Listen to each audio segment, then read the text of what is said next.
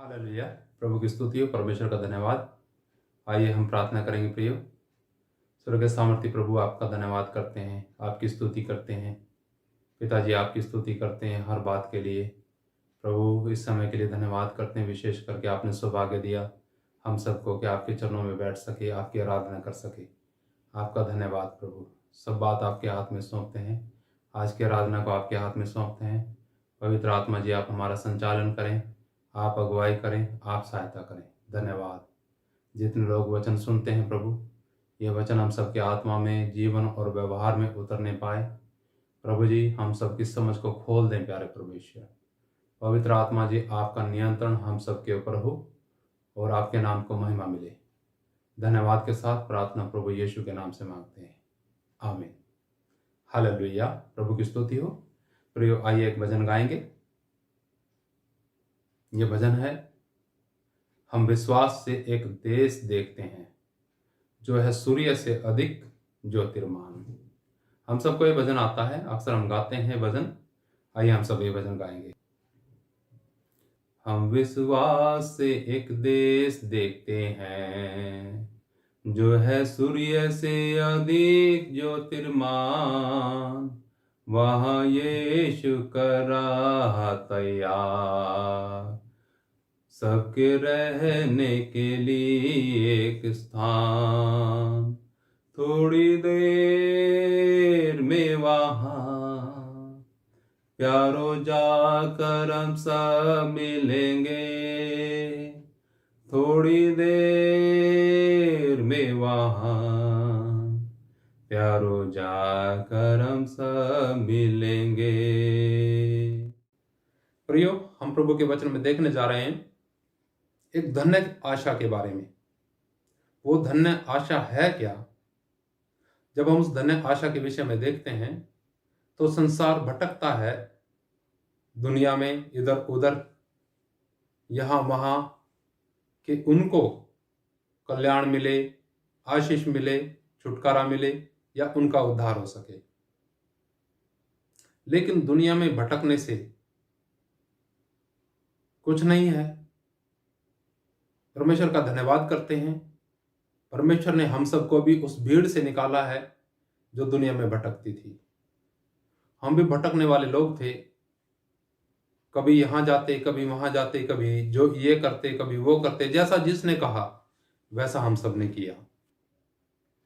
लेकिन जो संतुष्टि, जो आनंद हमारे आत्मा में होना चाहिए था, वो कभी नहीं मिला। वो आनंद कब आया? जब हम प्रभु के चरणों में आए। और प्रियो, ये प्रभु के चरणों में आने का सौभाग्य स्वयं परमेश्वर देते हैं। प्रभु जी ने बोला है कि जब तक पिता जिसने मुझे भेजा है किसी को खींच न ले, तब तक कोई उसके पास नहीं आ सकता। प्रभु ने आपको अपने पास बुलाया, उस भीड़ में से चुना है जो भटकती थी यहां वहां। किस प्रकार से उसने हमें अपने संतान बनाया, हम ये सब जानते हैं, ये कोई नई बातें नहीं है। उसने हमें अपनी संतान बनाया हमारे पापों की पूरी पूरी कीमत चुकाने के द्वारा। देखिए, हम प्रभु के वचन में देखने जा रहे हैं। हम उस वचन को समझेंगे। वो उस वचन में क्या लिखा है, पहला यूहन्ना और उसका 3 अध्याय, उसका 2 वचन से हम देखेंगे। आइए हम पढ़ेंगे। यहां पर ऐसा लिखा है, हे प्रियो, अब हम परमेश्वर की संतान हैं और अभी तक यह प्रकट नहीं हुआ कि हम क्या होंगे।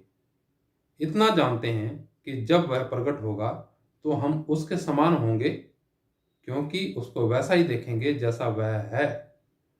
और जो कोई उस पर यह आशा रखता है वह अपने आप को वैसा ही पवित्र करता है जैसा वह पवित्र है।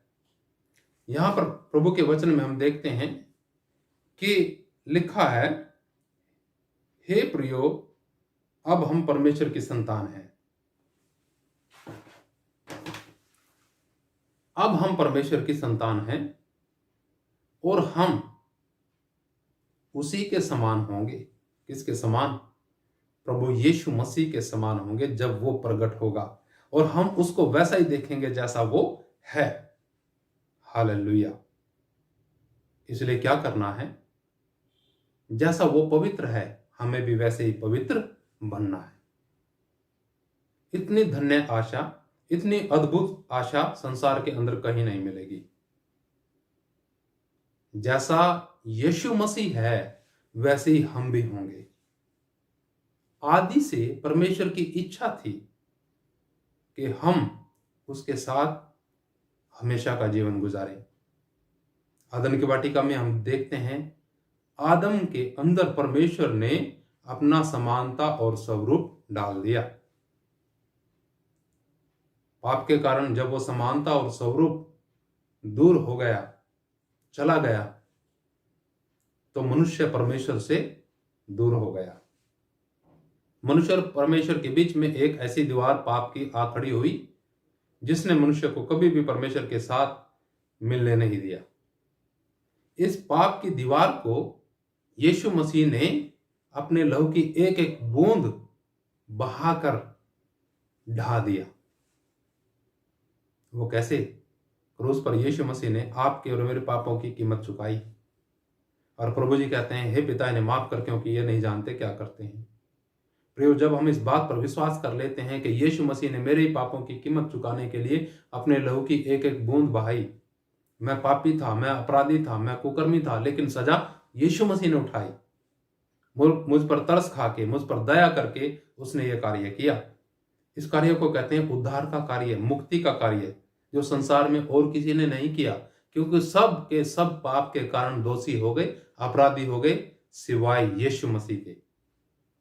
यीशु मसीह निर्दोष और निष्कलंक मेमना था, जो आपके और मेरे पापों के कीमत चुकाने के लिए कुर्बान हुआ, बलिदान हुआ। जब हम ये विश्वास करते हैं, पश्चाताप करते हैं अपने पापों के लिए, तब अविनाशी बीज हमारे हृदय आत्मा में आता है। हमारे आत्मा में वो जब बीज आता है, तब एक नया अविनाशी मनुष्य, भीतरी मनुष्य उत्पन्न होता है।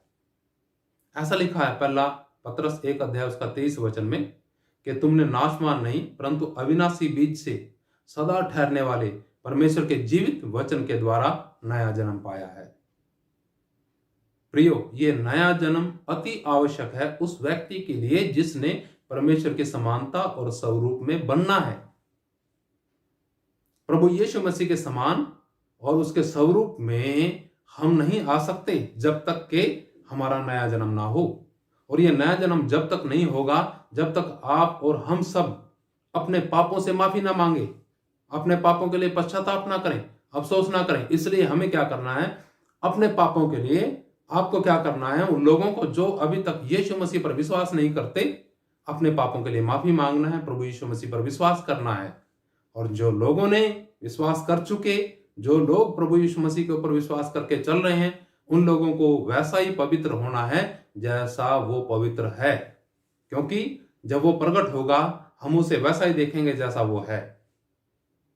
जब हमारे विचार, हमारा चाल चलन, हमारी सोच, हमारा व्यवहार वैसा होगा जैसा यीशु मसीह का होता है, तो प्रियो, जब ये दुनिया छोड़ के जाएंगे तो हम उसके साथ हमेशा हमेशा निवास करने पाएंगे।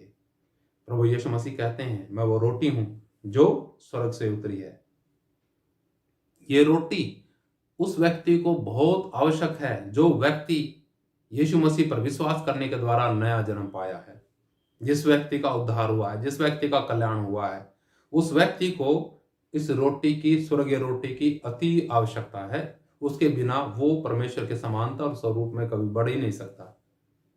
बहुत सी और भी बातें हैं, लेकिन एक मुख्य बात यूहन्ना रचित सुसमाचार उसका 6 अध्याय में लिखा है 53 में, कि मैं वो रोटी हूं जो स्वर्ग से उतरी है, जो मुझे खाता है अनंत जीवन उसके पास है। प्रभु यीशु मसीह अनंत जीवन देते हैं।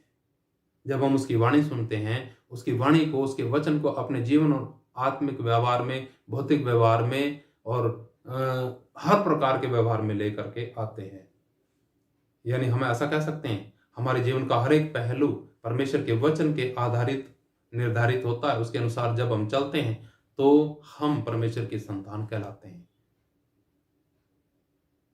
क्या हम कह सकते हैं आज की शाम कह सकते हैं कि मैं परमेश्वर की संतान हूं, और जब वो प्रकट होगा तो मैं उसी के समान हूंगा।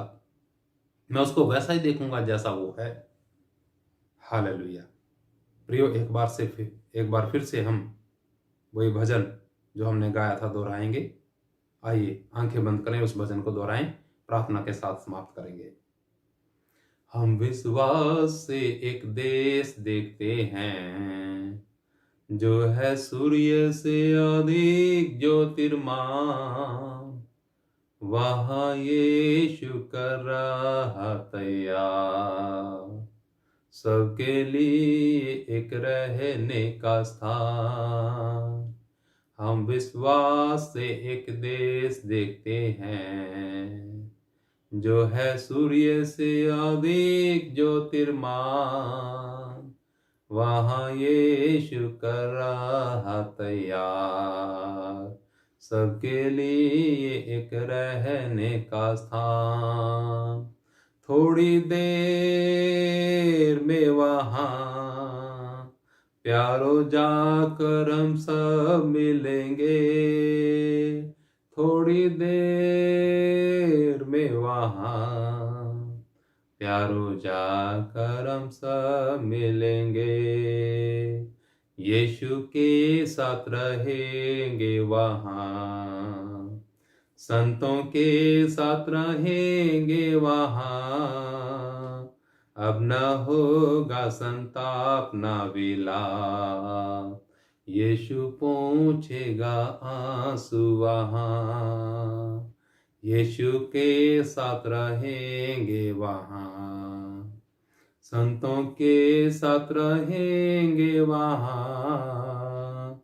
अब न होगा संताप न विलाप, यीशु पहुँचेगा आंसू वहाँ।